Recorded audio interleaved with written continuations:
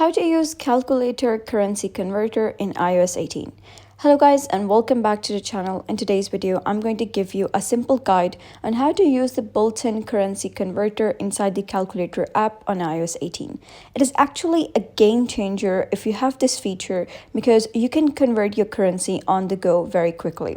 So what you're going to do is first of all, open your calculator application and then you're going to click on this calculator icon at the bottom left.